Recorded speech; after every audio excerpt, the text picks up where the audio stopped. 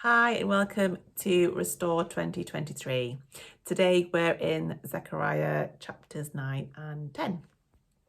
So, beginning at the first 1 to 8 verses of Zechariah 9, the prophecy or oracle, as it says here, starts with Hadrach, which is an area in northern Syria that encompassed Damascus and neighbouring Hamath. After which it moves south along the coast through Tyre and Sidon to 4 of the 5 cities of the Philistines: Ashkelon, Gaza, Ekron and Ashdod.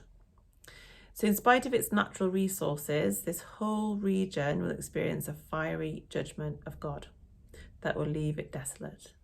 Yet even from the destruction of those nations, a remnant will emerge who will attach themselves to the Lord and become part of his people. In this way, the Lord will eliminate any future threats to the peace and safety of his house and his people. They will no longer have to fear that an oppressor would invade from the north as they had so often in the past. I like how in verse 8 it mentions God's eye again, as in verse 1 refers to God's eye, although some translate it as keeping watch. So the Lord has seen the people's affliction and he will act to deliver them. Verse 9 begins with reference to Israel as the daughter of Zion, or daughter of Jerusalem. And this phrase is frequently used in the Old Testament as a personification of the city of Jerusalem and its inhabitants. Jerusalem is like a defenceless virgin daughter without God's protection, but she can now rejoice as he is coming to save her. And this is culminating in the triumphal entry of her king to Jerusalem. The people are summoned to acclaim their coming king. He will ensure God's blessing on his people and bringing about their salvation. He is humble, hinting that his king is still obedient to the King of Kings.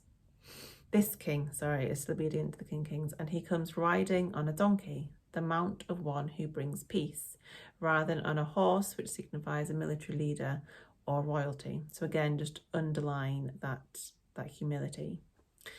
This coming on a donkey will no doubt cast your mind straight to Jesus entering Jerusalem riding on a donkey. And it's this verse here in Zechariah that's quoted in Matthew 21 verse 5 and John 12:15.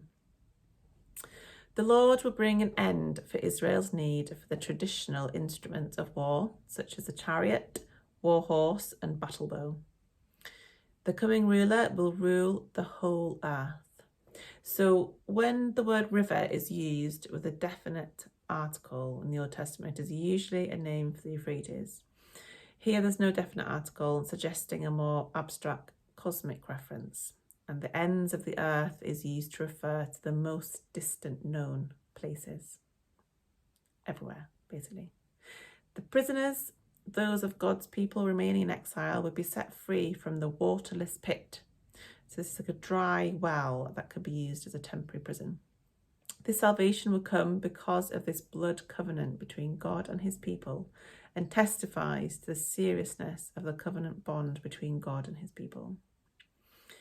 The day of those who are oppressing God's people will soon be over.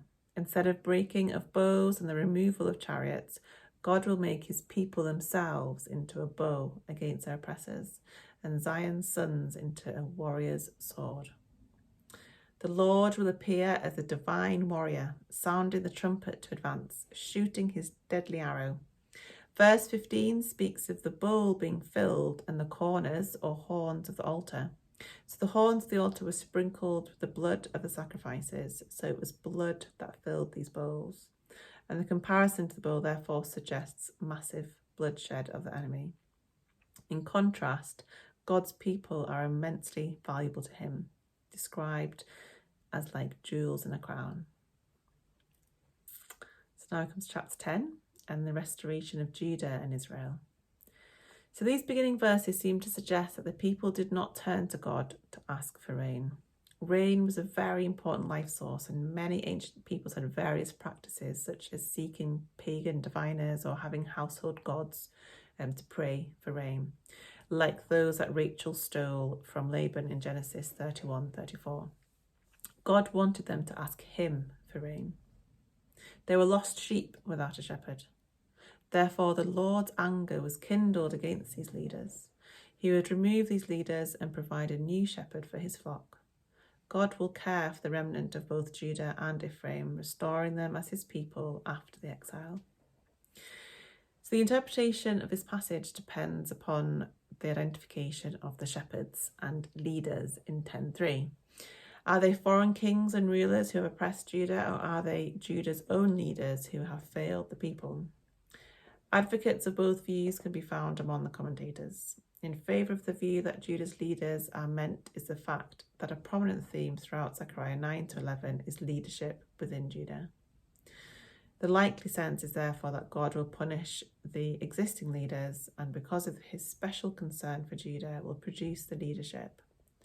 Reference here, the cornerstone, the tent peg, and the battle bow in verse 4 of 10. From the house of Judah. However, it is not simply the new leaders who will deliver Judah. A whole series of promises spoken by God in the first person. I will strengthen, I will save the house of Joseph in verse 5, and also in verse 8, 10 and 12, make it clear that only God's power will suffice to gather the people from their places of exile in ways that recall the Exodus, as referred to in verse 11.